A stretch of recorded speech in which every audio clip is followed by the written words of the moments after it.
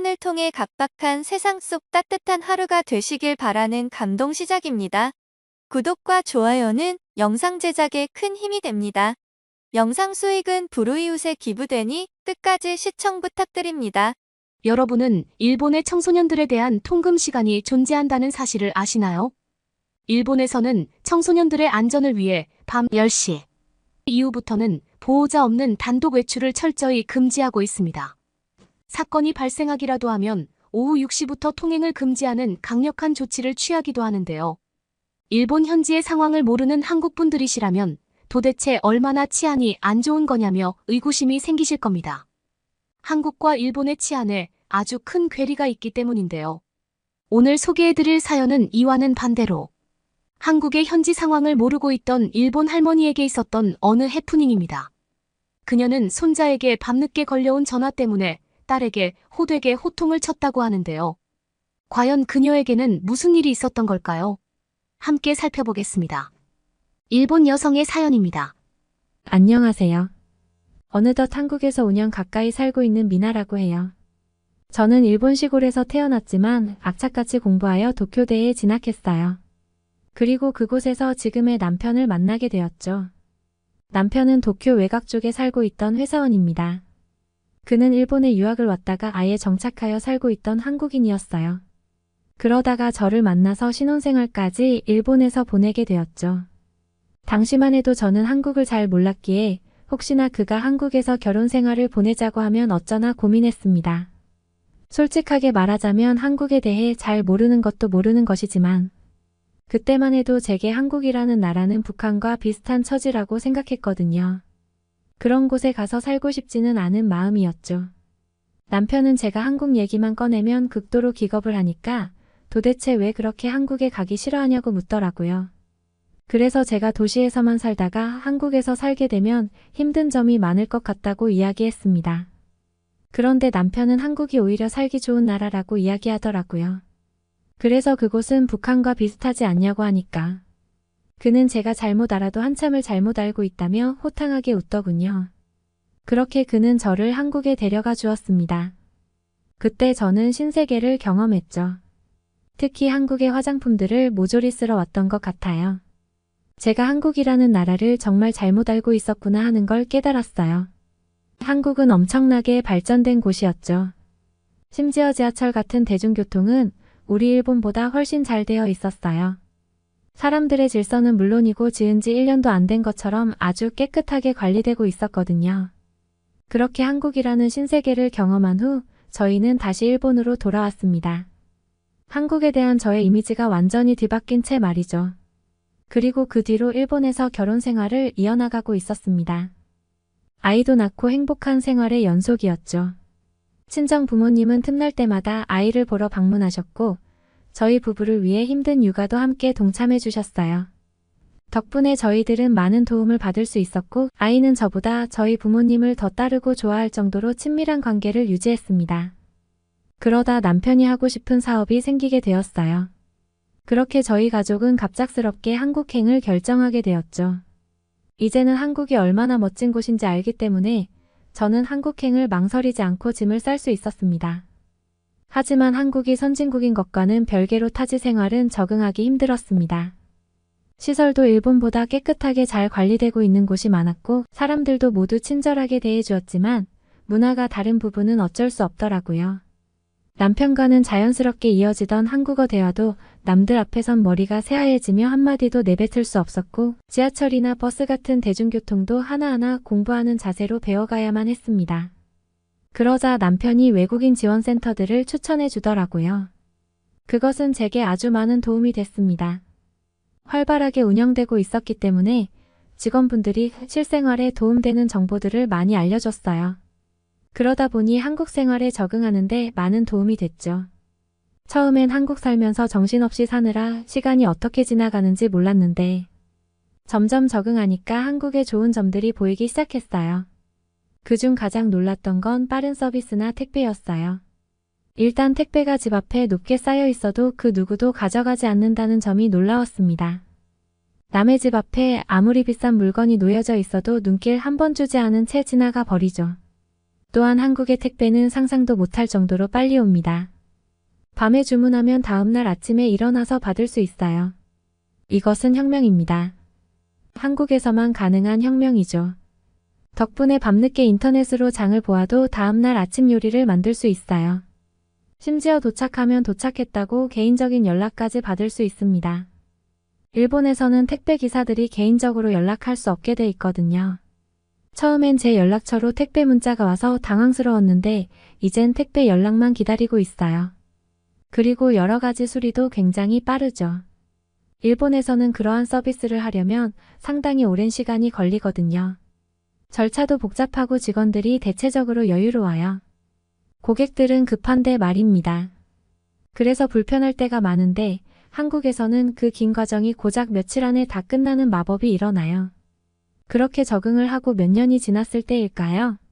첫째, 아들 혼다는 초등학교에 입학하게 되었고 유치원에 다니는 동생도 한 명 있었습니다. 아이의 입학은 저희에겐 걱정거리였어요. 유치원에서는 그래도 잘 놀았는데 초등학교에 가면 외국인이라고 놀리는 못된 아이가 있을지도 모르니까요. 유치원에 처음 갔을 때도 생김새가 달라서 아이들이 놀란 티를 내는 바람에 아들 혼다가 상처받은 적이 있어서 더 신경 쓰였었죠. 아니나 다를까 혼다는 입학 이후 내내 늘 울상인 채로 집에 돌아왔답니다. 그래도 저와 남편은 애써 적극적으로 나서지는 않았어요. 그저 아이의 감정 정도만 물어봐 주었죠. 아이의 일이니까 스스로 해결해야 한다고 생각했어요.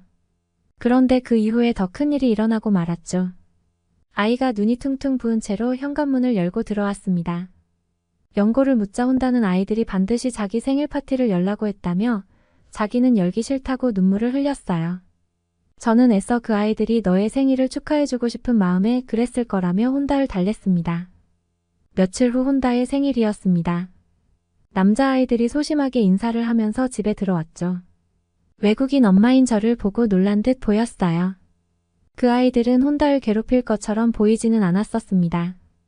아들은 울상이었어요. 전 눈치를 보며 잘 놀라고 하고 방에 들어가 있었죠. 그리고 그들을 몰래 지켜보았습니다. 그런데 갑자기 친구들이 등 뒤에서 무언가를 꺼내려고 꼼지락거리더군요. 전 혹시 못된 장난이라도 할까봐 조마조마한 채로 지켜보고 있었어요. 그런데 그들이 꺼낸 것은 놀랍게도 작은 조각 케이크였습니다.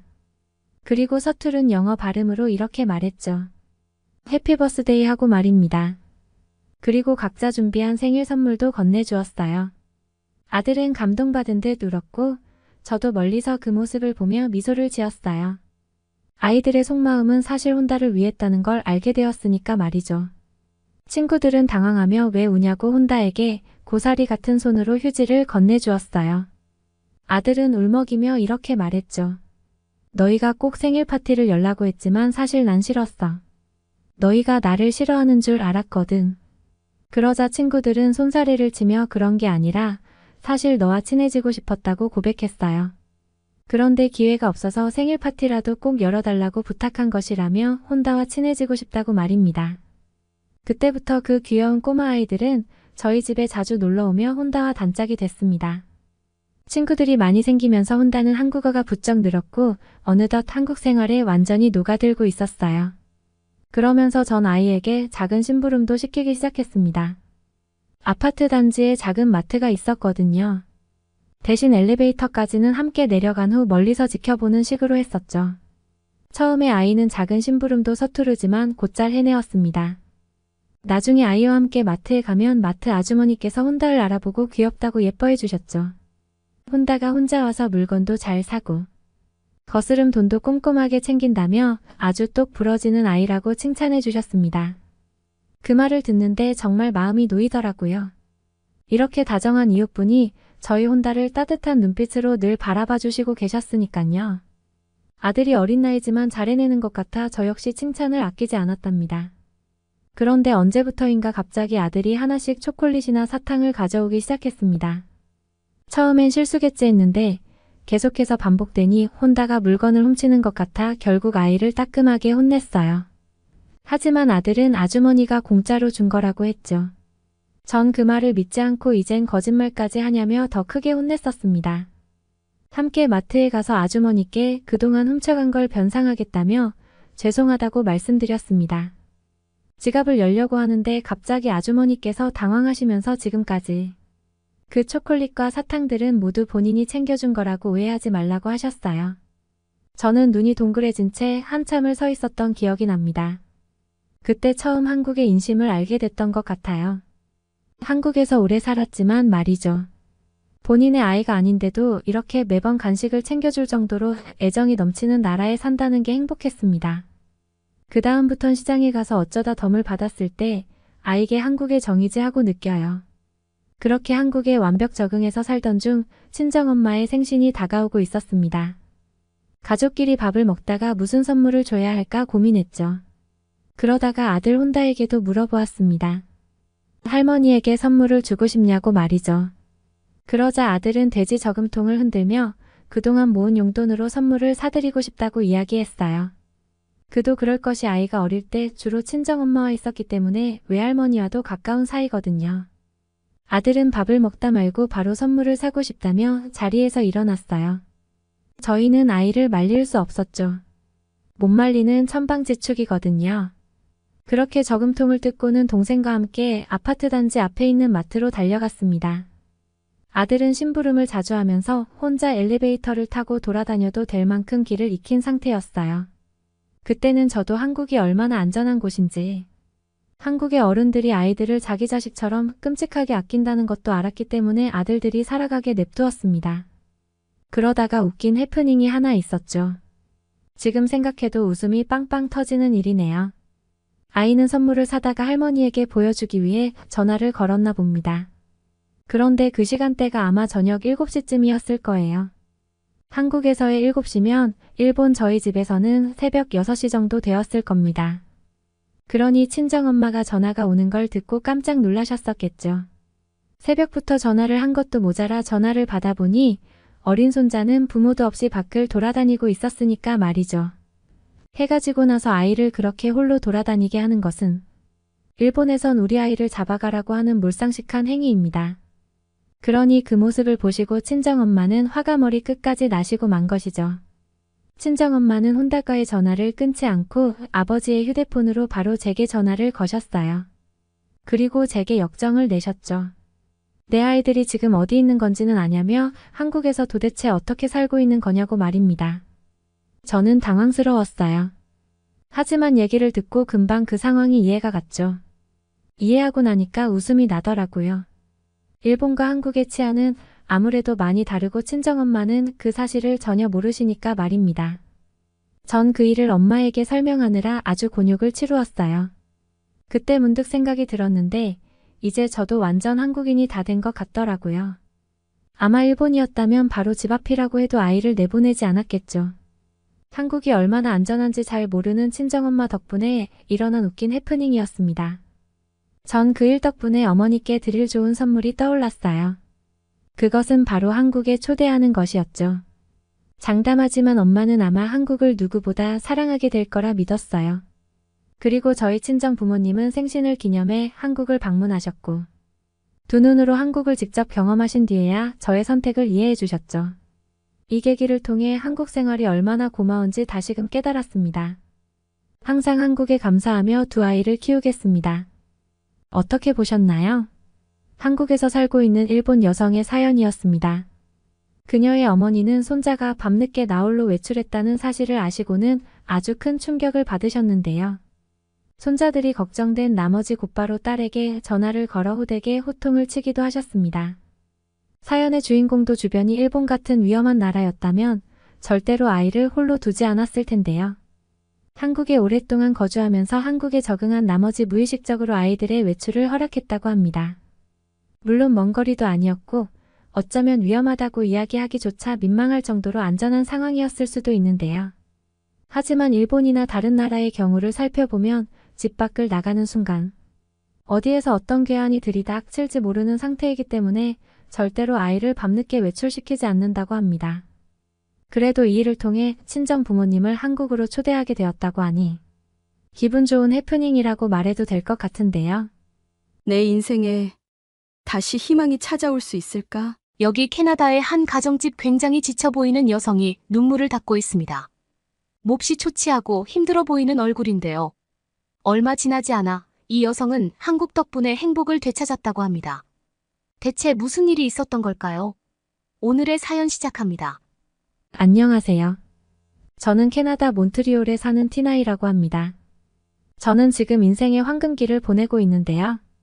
한국이 아니었다면 불가능했을 일이라 너무나 감사한 마음으로 이렇게 메일을 보내봅니다. 저는 지금 사랑하는 한국인 남편과 아주 단란한 가정을 이루고 행복한 삶을 살고 있는데요. 불과 몇 년 전만 해도 이런 일은 상상할 수 없었습니다. 제가 세상에서 가장 불행한 여자라고 생각했으니까요. 그렇게 생각하게 되었던 이유요. 바로 제 전남편 때문이에요. 저와 제 전남편은 한 동네에서 나란히 자라난 이웃 사촌이었어요. 부모님들끼리도 친하고 어려서부터 같이 어울려 지내서 사실 10대 시절의 추억은 제 전 남편과 온통 함께였죠. 사실 저는 그 친구를 그리 좋아하지 않았어요. 그냥 친한 친구일 뿐이라고 생각했는데 그 친구는 절 내심 좋아했었나 봐요. 고등학교 졸업식 날 제게 고백을 하더라고요. 한 번도 남자로 바라본 적이 없었는데 고백을 받고 나니 사람이 좀 달리 보이더라고요. 친숙해서 내가 이 친구를 오히려 남자로 못 봤던 거 아닌가라는 생각도 들었고, 그리고 오랫동안 봐왔던 만큼 좋은 친구라는 건 잘 알고 있어서 고백을 받아주었습니다. 그렇게 커플이 되고 저희는 정말 잘 맞는 한 쌍으로 모두의 부러움을 샀어요. 특히 부모님들이 정말 좋아하셨죠? 사실 부모님끼리의 인연도 좀 남다르거든요. 저희 부모님은 샌드위치 가게를 하시고 그 친구 부모님께서는 정육점을 하셨는데, 저희 부모님 샌드위치 가게에 들어가는 고기와 햄은 모두 그 친구 부모님께 받아다 썼습니다. 고기도 정말 좋은 걸 가지고 오시고 햄도 직접 만드시거든요. 지금 생각해도 마트에서 사 먹는 햄과는 차원이 다른 맛이긴 했습니다. 게다가 저희는 주문이 들어오면 바로 고기와 햄을 구워서 내어주니 맛이 없을 수 없고요. 손님들도 이 집은 빵도 맛있고 야채도 신선하고 소스도 특별하지만 안에 들어가는 햄과 고기가 정말 특별하다고 입을 모아 이야기하셨죠. 부모님 가게가 꽤 잘 된 덕에 저는 대학 진학을 하지 않고 부모님의 가게를 물려받기로 했습니다. 돌이켜보면 참 단란하고 행복했던 시간이었어요. 부모님 가게는 안정적으로 장사가 잘 됐고 저는 하나씩 일을 배우며 일이 끝나면 남자친구와 데이트를 했어요. 그 친구도 부모님 가게를 물려받기로 해서 부모님 가게를 돕고 있었는데요. 하루하루 소박하지만 작은 즐거움이 곳곳에서 팡팡 터지는 그런 시기였습니다. 그리고 3년쯤 지났을 때 남자친구에게서 청혼을 받았어요. 양쪽 부모님께서 너무나 행복해하시던 얼굴이 아직도 생생합니다. 우리가 몇십 년간 이어온 우정이 아이들의 결혼으로 완성된다니 얼마나 기쁜 일이냐며 좋아하셨죠? 결혼 후 저는 부모님 가게에서 좀 더 본격적인 사장 역할로 일을 하기 시작했고 남자친구도 마찬가지였어요. 손님들께서는 가게를 물려받는 저희들의 성실함과 밝은 태도를 예쁘게 보아주셔서 다행히 잘 자리 잡고 있었죠. 그러던 어느 날 믿을 수 없는 비극이 저에게 닥쳤습니다. 어머니께서 암 진단을 받으셨어요. 사실 살이 좀 빠지시는 것 말고는 건강상 문제가 없으셨는데 지금도 믿기지 않습니다. 체중 조절을 위해 운동 중이시라 살이 빠지셨다고만 생각했는데 뭔가 이상하다는 걸 알고 병원에서 진단을 받았을 땐 대장암 사기였습니다. 한 번도 생각하지 못했던 일에 손이 떨리더군요. 더 슬픈 건 어머니의 암 진단 앞에서 재빠르게 보험회사 어디까지 커버가 될 수 있을지를 따져보고 있었던 겁니다. 저희 가족이 보험을 들어놓긴 했는데 세 가족이 모두 합쳐 한 달에 200불 정도 납부하는 것이 한계여서 아주 좋은 보험을 선택하진 못했거든요. 자영업자가 아니라 좋은 회사를 다녔다면 회사에서 보험을 들어줬겠지만 저희 가족은 그런 상황이 아니니까요. 게다가 암 진단을 받고도 즉각 치료를 시작하지 못했습니다.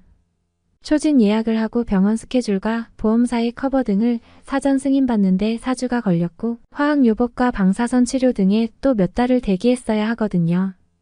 간으로 전이가 많이 된 상태라 수술도 바로 못 들어가는 상태이신데 치료 자체가 더디게 시작되니 속이 까맣게 타들어갔습니다.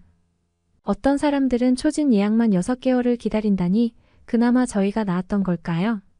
다행히도 보험회사에서 일부 커버가 된다고 해서 기쁜 마음으로 치료를 시작했는데 너무 늦었나 보더라고요. 정말 허무하게도 치료 시작 3개월 만에 어머니께서 돌아가셨습니다. 슬픈 건 수술을 했다거나 병원에 오래 있지 않아서. 그래도 병원비가 아주 많이 나오지 않았네라고 하셨던 마지막 말씀이었어요. 비용이 부담됐던 건 사실입니다. 항암 치료 한 번에 3만 달러 그러니까 한국 돈으로는 3,900만 원 정도가 들었으니까요. 하지만 어머니를 살릴 수 있다면 뭘 못하겠어요. 항암 치료를 100번을 해도 좋으니 어머니만 살릴 수 있다면 괜찮다고 생각했는데 진단 후 제대로 치료를 다 받아보지도 못하시고 돌아가시다니 너무 허무했습니다. 그래도 아버지가 제 옆에 있고 남편도 위로를 해줬기에 다시 힘을 내보려고 했어요.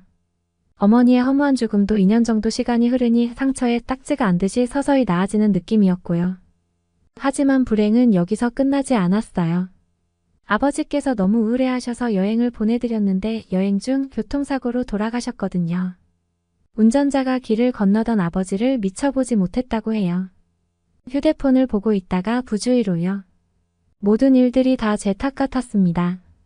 내가 여행을 보내드리지 않았다면 돌아가시지 않으셨을 텐데라는 생각을 곱씹으며 하루에도 몇 번씩 나 때문에 아버지가 돌아가신 거야 라는 생각으로 펑펑 울기만 했습니다. 내가 내 손으로 아버지를 돌아가시게 했다는 죄책감에 사람들을 만나기도 쉽지 않았어요. 세상 사람들이 온통 저를 욕할 것만 같았죠. 그렇게 저는 세상과 점점 단절이 되었습니다. 남편과 시부모님은 제 탓이 아니라고 이럴 때일수록 부모님 가게를 지켜야 한다고 했지만 가게에서 일하는 게 너무 힘겨웠습니다. 간혹 눈치 없는 손님들이 아버지 일을 꺼내며 어둡잖은 위로를 하려고 할 때마다 피가 싹 식는 느낌이었어요. 가게도 내팽개치고 집에서 울기만 하고 잠을 못 자니 술에 의존을 하게 되더라고요. 일상생활이 불가능했던 저와 달리 남편은 그래도 열심히 일을 했습니다. 이 시기에 남편 가게는 2호점도 냈어요. 한 동네에서 나고 자란 제 절친을 월급 사장으로 고용했다나요? 이때 비용이 좀 모자랐는지 아버지의 교통사고 사망보험금을 도저히 쓸 수 없었던 제게 부탁을 하더라고요. 그 보험금을 2호점 내는데 쓰고 우리가 잘 사는 모습을 보이면 돌아가신 아버님도 기뻐하실 거라고요. 제가 쓰기에는 너무 괴로운 돈이라 남편에게 허락을 해줬습니다. 그리고 남편은 정말 열심히 일했어요. 제가 온전히 일을 못하는데 열심히 일하는 남편이 고마웠죠. 바쁜 와중에도 제 정신과 상담도 함께 따라다녀줬고요. 그런데 어느 순간부터 짜증이 좀 늘더라고요. 생각해보니 가게 확장을 하고 한 2개월쯤 되었을 때부터 남편 마음이 확 떴구나라는 게 느껴졌어요. 제가 다니던 정신과 진료가 잘 맞지 않아 병원을 옮겼는데 초진 비용이 43만 원 가량이 나왔거든요. 그리고 약도 이것저것 먹어야 했는데 한 달에 약값만 20만 원 가량이 들었습니다. 사실 전 제가 결제한 게 아니라 정확히 몰랐어요. 남편이 이야기해서 알게 되었습니다. 저희가 가진 보험 플랜이 그다지 좋지 않아. 보험에서 커버해준 돈이 적어 비용이 많이 나왔다고 투덜거리는데 마음이 너무 불편한 거예요. 그래서 그렇게 병원비며 약값이 비싸면 가지 않겠다고 했더니 그럴 거면 왜 병원을 옮기자고 했냐며 저를 밀치며 소리를 지르더군요. 그리고 계속해서 화를 냈어요. 이미 일어난 일이고 바꿀 수 없는 일인데 매일같이 우는 것도 솔직히 너무 힘들고 집에 들어와서도 편하게 쉴 수 없어. 너무 힘들다고요? 내가 당신 탓이 아니라고 몇 번을 이야기했는데 내 말을 대체 뭘로 듣는 거야? 정말 짜증나. 화를 내는 남편 얼굴은 정말 낯설었습니다. 그리고 저는 다시는 울지 않았어요. 이를 악물고 매장에 다시 나갔죠. 문제는 제가 꽤 오랫동안 가게를 좀 등한시한 탓에 단골 고객들이 이미 다 떨어지고 말았어요. 손님들이 많이 오지 않으니 사놓은 재료의 신선도가 떨어져 결국 버리는 일이 반복되었습니다. 그래도 꿋꿋이 가게를 지키면 예전의 명성이 있는데 되살릴 수 있을 거라고 생각했어요. 부모님의 가게인데 이렇게 망가뜨릴 수 없다고 생각했죠. 이를 악물고 열심히 일하던 제게 마지막 폭탄이 터졌습니다. 2호점 사장이 제 절친이라고 했죠. 그 절친과 남편이 바람이 났더라고요. 한 동네에서 나고 자라 다들 아는 사이인데 어쩜 그렇게 뻔뻔할 수 있을까요? 저희 가게에 오랜 단골이신 분이 제게 어렵게 알려주셔서 남편이 바람 사실을 알았는데요. 둘이 좋아 죽는 모습을 눈으로 목격하고 났을 때 충격은 이루 말할 수 없었습니다. 남편을 생각해서 마음을 다잡고 다시 일어서야지 했는데 전 뭘 하고 있던 걸까요? 남편에게 따지니 숨기지도 않더라고요. 그리고 모든 건 제 탓이었습니다. 제가 빨리 털고 일어나지 않아서. 제가 집에서 우울해해서 제가 병원비를 많이 지출해서 등 그리고 이혼을 하자고 하더라고요. 어차피 이렇게 된 마당에 남편과 더 살아서 무엇하겠어요? 위자료를 조금이라도 줄이기 위해 이를 악물고 노력하는 남편의 모습을 보며 저는 온갖 정이 다 떨어졌습니다. 생각대로 위자료가 많이 산정되지 않았지만 그래도 부모님 가게가 있고 제가 열심히 하면 옛날의 영광을 되살릴 수 있을 거라 생각했어요. 더 이상 징글징글한 남편과 부대끼기 싫어서 빠르게 이혼을 했는데 제가 한 가지 놓친 게 있었습니다. 샌드위치 속재료요. 늘 편하게 받아 쓰던 곳은 이제 이용할 수 없는 곳이 되었으니 가게를 바꿨고 제 입맛에는 괜찮았거든요. 이만하면 고기도 힘도 괜찮다 싶었는데 손님들 입맛은 그게 아니었나 봐요. 하루가 다르게 줄어드는 손님에 저는 불편함을 무릅쓰고 예전 시부모님을 찾아갔습니다. 이혼은 했지만 그래도 오랜 친구의 딸이기도 하니까 외면하시진 않을 거란 생각이었죠. 하지만 고기도 햄도 공급해주긴 어렵다고 단칼에 거절하셨습니다. 그리고 얼마 지나지 않아 전 남편과 제 절친은 저희 가게 근처에 샌드위치 가게도 차리더군요. 포스터에는 모두가 그리워하던 그 샌드위치의 맛 완벽 구현이라고 써놓고요. 온 세상이 더 살지 말라고 등을 떠미는 느낌이었어요. 그래 어쩔 수 없지 여기까지인가 보다 신변 정리를 하나씩 하기 시작했습니다. 아이가 있는 것도 아니고 제가 뭘 많이 가진 것도 아니라 정리가 어렵지 않았는데 제일 걸리는 건 부모님 가게였습니다. 굉장히 잘 되는 건너편에 전 남편 샌드위치 가게가 뻔히 보이는데 부모님의 샌드위치 가게가 너무나 초라하게 있는 모습이 너무 가슴 아팠어요. 제대로 영업을 하지 못해 가게가 이렇게 을씨년스럽게 서 있는데 마치 부모님이 쓸쓸하게 서 있는 것 같더군요. 의욕이 있고 좋은 사람이 와서 이 가게를 잘 운영해주면 좋겠다는 생각으로 가게를 내놨습니다. 여러 명이 보러 왔는데 다들 쓴 지 오래된 부엌용품과 관리하지 못해 낡은 상태를 들먹이며 트집을 잡더군요. 시세보다 싸게 내놨는데 정리도 참 쉽지 않네 하고 한숨을 내쉬던 나날이었는데 어느 날 밝은 미소의 한국 남자가 가게를 보러 왔습니다. 이 한국 남자 좀 특이했습니다. 가게를 보러 왔는데 대뜸 첫마디가 식사하셨어요인 거예요. 오지랖도 널네 초면인데 무슨 식사 이야기를 하지 싶어 곧 할 거라고 대강 넘겼습니다. 남자는 이것저것 둘러보더니 가게가 몹시 마음에 든다고 했고 일사천리로 계약을 완료했죠. 다행이다 싶었어요. 이제 홀가분하게 떠날 수 있겠다 싶어 마음도 좀 개운해졌죠. 그런데 한국 남자가 절 부르더라고요. 아까 식사 안 하셨댔죠? 저도 안 했는데 같이 식사하실래요? 단칼에 거절했습니다. 처음 보는 사람과 무슨 식사를 하겠어요? 그랬는데 한 번 더 묻더군요. 어디 레스토랑 가기 뭐하면 근처 샌드위치 가게에서 사다가 먹을까요? 괜찮은 곳이 새로 생겼던 데라고 하는데 그 순간 갑자기 눈물이 팍 터졌습니다. 남자가 너무 당황하더라고요. 제가 너무 실례를 했나 봐요.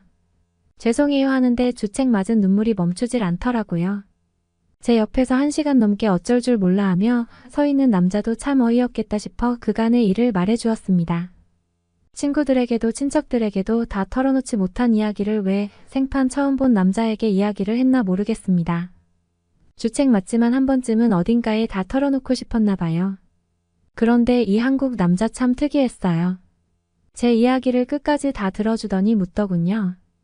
정말 고생이 많았네요.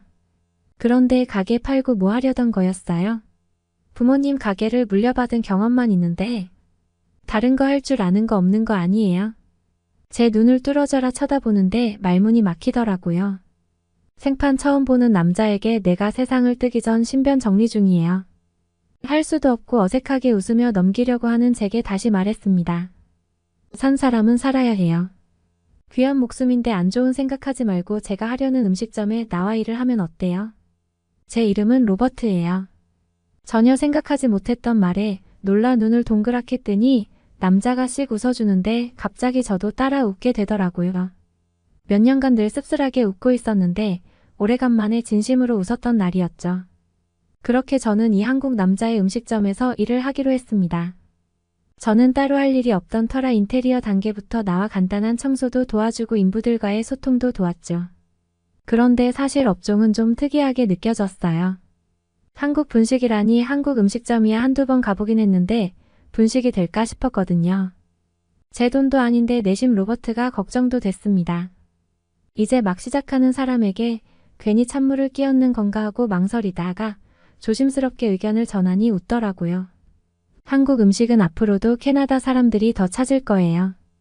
전 지금도 좀 늦었다고 생각이 드는데요. 로버트 말로는 제가 연이은 불행이 정신을 좀 빼놓고 사는 동안 한류 바람이 엄청났다고 하더라고요. 하기사 그 정신없는 와중에도 넷플릭스의 드라마 K-팝이 엄청난 건 알고 있었을 정도니까요. 로버트도 큰 결심을 하고 시작하는 가게인 만큼 잘 되었으면 하는 마음으로 인테리어 공사 기간 동안 열심히 요리 연습을 했어요. 캐나다에 들어온 인스턴트 분식도 먹어보고 유튜브로 한국 분식 조리법도 공부하고 로버트가 구상해 놓은 메뉴들을 하나하나 먹어보고 캐나다인들 입맛에 맞게 한국 조리법에서 벗어나지 않도록 조율을 해봤죠. 2달가량이 정말 순식간에 흘러갔어요. 그리고 대망의 오픈일 저는 깜짝 놀라서 기절할 뻔했습니다. 남녀노소 누구랄 것 없이 설레는 마음으로 가게 오픈을 기다리고 있는 거예요. 한국 인기가 이 정도였나? 특히 김밥은 정말 새로운 시도였는데 엄청나게 잘 팔리더라고요. 건강식을 먹고 싶은 연령대가 높은 분들부터 다이어트를 신경 쓰는 젊은이들까지 남녀노소 가리지 않고 잘 팔렸습니다. 조금 어린 친구들은 다소 매울 법한 떡볶이도 잘 먹었고 치킨은 말할 것도 없고요. 로버트도 자기 생각 이상으로 장사가 잘 된다며 싱글벙글이었어요. 저도 오래간만에 이런 바쁜 일상을 보내니 안 좋은 생각은 저 멀리 날아가더라고요. 그리고 로버트와 저는 점차 가까워졌고 연애를 하는 건 아니지만 마치 연애를 하는 것처럼 서로를 챙겨주고 있었습니다. 가까워지면서 로버트가 저를 본 첫날 식사를 하셨냐고 한 게 한국인들의 인사법이라는 것도 이해했어요. 참 재미있다 싶었죠. 그러던 어느 날 예전 저희 부모님이 사랑의 실적 샌드위치 가게를 방문해 주시던 단골 고객님이 로버트의 가게를 방문했습니다. 반갑게 인사하는 저와 로버트를 보며 티나 남편 참 잘 만났다. 부부가 함께 이렇게 가게 운영을 하니 외롭지도 않고 정말 좋겠는데 라고 하시는 거예요. 당황스러워서 그런 사이가 아니라고 설명을 하려고 했는데 대뜸 로버트가 끼어들더군요. 맞아요. 티나가 남편 잘 만났죠? 저희 곧 결혼하는데 조만간 결혼 기념으로 우리 가게가 세일 이벤트를 크게 할 거예요. 또 오세요. 결혼이라니? 이게 무슨 소리야? 손님이 나간 뒤 새빨개진 얼굴로 무슨 소리냐고 했는데 로버트가 이야기하더라고요. 이렇게 무섭게 이야기할 생각은 아니었는데 자기와 결혼을 전제로 연애를 제대로 하자는 거예요. 몹시 망설여졌습니다. 저도 어느 순간 마음이 커졌던 것도 인정해요. 그런데 어머니와 아버지까지 연이어 떠나보내며 내가 불운을 몰고 다니는 사람이 아닐까라는 생각을 종종 했었는데 사실 아직도 그 생각을 떨쳐버리질 못했거든요. 제 솔직한 심경 고백에 로버트는 내가 엄청나게 행운을 몰고 다니는 사람이니 그런 이유의 거절이라면 사양한다고 우리는 함께할수록 잘 될 거라며 웃어줬습니다. 제 걱정을 아무렇지 않게 날려버리는 듯한 웃음과 확신에 찬 말투에 저도 마음이 편해졌어요. 그리고 가장 힘들 때 저를 웃게 한 한국 남자 로버트와 함께하기로 했죠. 로버트 말대로 정말 가게는 엄청나게 잘 되고 있습니다. 운도 따랐어요. 가게 오픈 6개월쯤이 지나 캐나다를 한국 김밥이 말 그대로 쓸어버렸거든요. 아시죠? 트레이더 조에서 판매되는 냉동김밥이요. 냉동김밥이 히트를 치며 캐나다인들 사이에서는 없어서 못 먹는 아이템이 되었는데 저희 가게는 즉석에서 김밥을 말아주니 잘 될 수밖에 없죠. 이제는 체인 문의가 들어와 신중히 검토 중일 정도입니다. 그리고 얼마 전 저희는 아주 작은 결혼식과 혼인신고를 마치고 정식으로 부부가 되었습니다. 로버트 부모님도 모두 돌아가신 터라 저희끼리 가까운 지인들만 초대해서 결혼식을 진행했어요. 휴가철에 맞춰 신혼여행 겸 한국에 곧 방문할 예정입니다. 한국에서 진짜 한국의 맛도 즐기고 또 다른 메뉴 개발에도 박차를 가할 예정이죠. 절망으로 무너져 갈 때 나타난 한국 남자. 그리고 한국의 음식 덕에 인생에 햇볕이 다시 든 느낌이라 전 정말 한국이 좋아요. 한국의 모든 것에 감사할 따름입니다. 저를 살려준 한류 바람이 영원히 잠들지 않기를 기원하며 메일을 마칩니다. 행운의 나라 한국에 살고 계신 분들 모두 행복하세요. 아니, 내가 가장 자랑스럽게 여긴 이 건물이 한국에서 만든 거라고요? 믿을 수 없어요. 우리나라가 얼마나 대단한 나라인지 모르고 하는 말인가요? 이 사우디 여성은 자신의 나라를 자랑하기 위해 소개한 건물이 한국에서 지어졌다는 외국인의 반박에 얼굴이 빨개져서 화를 내고 있는데요. 과연 무슨 일이 있었는지 오늘의 사연을 소개하겠습니다. 안녕하세요. 저는 사우디에 사는 27세의 사우디 여성 샤크라입니다. 저는 풍족한 가정 환경에서 자랐고 이렇게 부유한 우리 가정과 나라를 매우 자랑스럽게 여기면서 살아왔어요. 저는 얼마 전부터 큐레이터라는 일을 잠시 하게 되었는데요. 바로 고객들에게 박물관 특별 전시 작품을 소개하는 일이죠. 잠시 2개월간의 특별 전시라 저도 그곳에 투입되었습니다. 사우디에서 여러 나라의 기업들이 투자 유치 경쟁을 벌이면서 더욱 관광객이 많아졌는데요. 저는 늘 자랑스럽게 여기던 내 나라와 여러 전시물들을 소개하는 일을 할 수 있어서 매우 뿌듯하고 자랑스러웠죠. 그러던 중 매우 자신 있게 설명하는 저에게 아시아에서 온 관광객 한 명이 질문하더군요. 당신이 그렇게 자랑스럽게 이야기하고 있지만 우리가 서 있는 이 국립박물관을 한국에서 지었다던데 사실이냐고요? 그분은 매우 정중하게 질문처럼 물었지만 나중에 생각하니 그건 거들먹거리고 있는 어린 여자에게 사실 한국의 기술력으로 이렇게 멋진 곳에 있는 것을 알으라는 일침이었던 것 같습니다. 저는 사실 이때껏 사우디의 자랑 국립박물관에 대한 이야기를 하려 한다며 자랑스럽게 설명해 왔거든요. 저의 설명은 이랬습니다. 저희 국립박물관은 마치 사막에 호련히 피어난 장미와 같은 존재입니다. 이 아름다운 장미는 그저 눈을 즐겁게 하는 것이 아니라 사우디의 꿈과 역사, 그리고 희망찬 미래를 상징하는 거대한 캠퍼스와도 같습니다. 우리는 석유와 천연가스의 풍부한 자원을 바탕으로 문화적 위상을 높이고자 했고 그 꿈을 실현하기 위해 세계적인 건축가장 누벨의 창의력을 빌렸습니다. 그의 손길 아래 상상 이상의 건축물이 탄생했죠.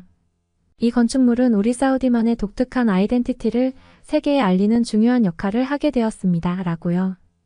저는 당황스러운 마음으로 알아보았는데 정말로 한국이 지어준 건물이었더라고요. 뒤늦게 얼굴이 정말로 화끈거렸습니다.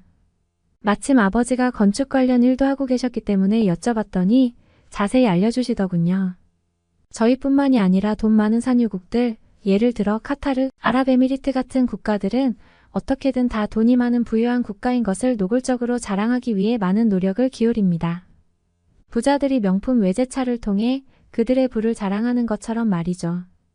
그리고 주변 나라들은 서로 내가 중동에서 최고의 나라라는 것을 드러내기 위해 세상 더없이 화려한 건축물로 자신들의 도시를 꾸미고 있죠. 그런데 이 남다른 스케일의 자랑을 위해 언제나 애타게 찾는 국가가 바로 한국이었던 것입니다. 화려하다 못해 기괴하기 짝이 없는 극악무도한 난이도에 건축물들을 지을 만한 기술력은 오직 한국만이 가지고 있기 때문입니다. 특히나 한국이 사우디의 부탁을 받고 지은 건축물은 2023년 완공이 되고 나서 전문가들 사이에서 이게 가능한 일이었냐는 탄성을 내지르게 만들었습니다.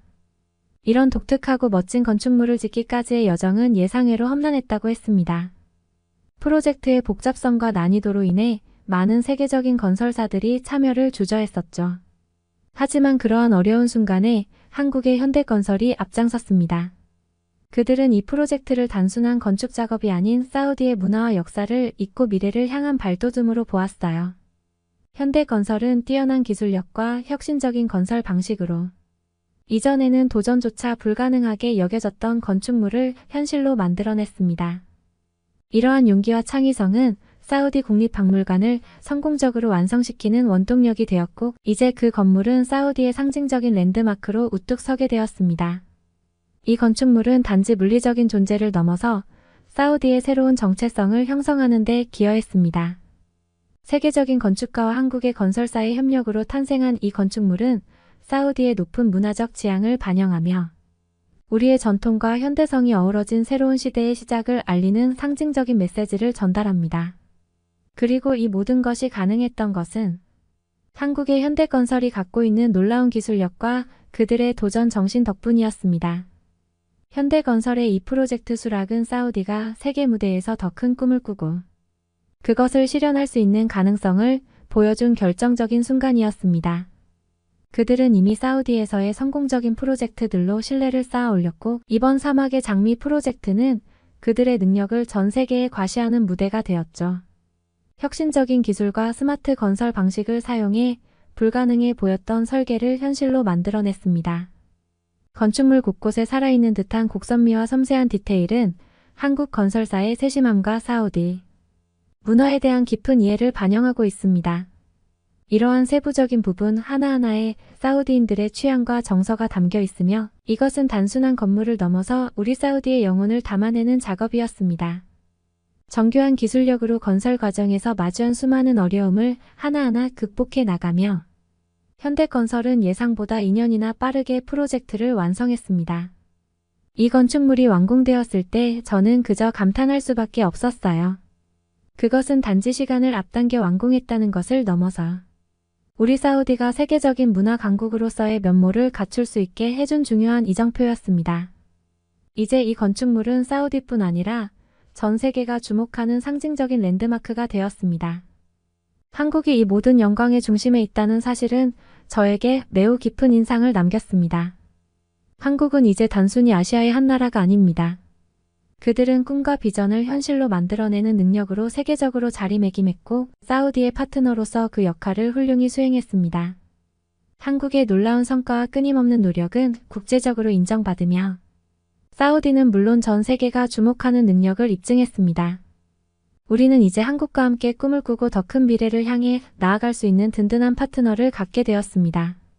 사우디의 풍부한 문화적 유산과 한국의 첨단 건설 기술이 만나 탄생한 사막의 장미는 단순히 건축물을 넘어서 우리 두 나라 관계의 새로운 장을 열었습니다. 이렇게 놀랍고 아름다운 결과물을 볼 때마다 저는 우리 사우디가 세계에 자랑할 수 있는 무언가를 가졌다는 사실에 큰 자부심을 느낍니다. 더불어 한국이라는 나라가 가져다준 놀라운 기술력과 혁신으로 그 꿈이 실현되었다는 것에 깊은 감사를 표하고 싶습니다. 한국의 굳건한 실행력과 세심한 주의력은 우리 사우디의 상징적인 건축물을 통해 전 세계의 사우디의 새로운 이미지를 각인시켰습니다. 이제 사우디와 한국은 건설 분야에서의 파트너십을 넘어 문화적 교류와 기술적 협력의 새로운 모델을 제시하고 있습니다. 저는 이 둘이 공유하는 미래의 비전이 얼마나 멋진 결과를 만들어낼지 기대가 큽니다. 사막의 장미처럼 앞으로도 우리는 더 많은 기적을 함께 이루어낼 것입니다. 한국의 건설사들은 이미 사우디뿐만 아니라 전 세계적으로 그들의 뛰어난 역량을 인정받고 있고 그 결과 사우디는 물론 다른 많은 나라들과의 프로젝트를 통해 더욱 번영할 것입니다. 우리 사우디도 한국의 도움으로 더욱 성장하고 발전하는 모습을 세계에 보여줄 수 있게 되었습니다. 이는 단순히 경제적 번영을 넘어서 문화, 예술, 그리고 교육까지 포괄하는 광범위한 발전을 의미합니다. 한국과의 협력은 우리에게 기술적인 발전뿐만 아니라 국제적인 무대에서 한 단계 더 도약할 수 있는 계기를 제공해 주었습니다. 이러한 성공적인 협력 관계는 앞으로도 계속 이어질 것이며 우리는 함께 세계의 많은 나라들에게 우리의 성공 이야기를 전하며 영감을 줄 것입니다. 저는 너무 놀라서 한국의 기술력에 대해 알아보다가 한국이 사우디뿐만 아니라 많은 중동 국가의 건물을 지었다는 사실을 알게 되었습니다. 저는 그제서야 한국에 대한 존경심이 솟아올랐죠. 저의 남은 큐레이터의 역할로 저는 한국의 기술력이 어떻게 사우디의 멋진 건물들을 만들어냈는지에 대해 함께 설명했습니다. 그리고 한국인으로 보이는 관광객들은 여러 나라의 관광객들 앞에서 그렇게 말해주어 고맙다. 멋진 설명이었다 라고 저를 칭찬해주고 갔죠. 사막의 장미 프로젝트를 통해 한국은 사우디에게 단순한 건설업체 이상의 가치를 보여주었습니다. 그들은 문화와 기술의 가교이자 양국 간의 우정과 협력을 상징하는 파트너가 되었습니다. 이 파트너십은 오늘날에만 국한되지 않고 미래 세대에게도 지속될 가치와 경험을 전달할 것입니다. 우리는 이제 함께 꿈을 꾸고 함께 현실을 만들어가는 동반자입니다. 한국과 사우디 두 나라의 활기찬 동행은 앞으로도 계속될 것이며 그 여정이 더욱 빛나는 미래를 향해 나아가길 기대합니다. 여러분은 어떻게 보셨나요? 응원과 격려의 한마디씩을 댓글로 남겨주시기 바랍니다. 사연자분께 전달해드리겠습니다. 저희 감동 시작은 실제 사연 제보를 받고 있습니다. 채택되신 분께는 선물도 드리고 있습니다. 저희의 사연이 여러분의 하루에 작은 힘이 될 수 있었으면 좋겠습니다. 감동적인 사연을 주변 사람들에게 공유하고 함께 이야기 나눠보세요. 끝까지 시청해주셔서 감사합니다. 더욱더 좋은 영상으로 찾아뵙겠습니다.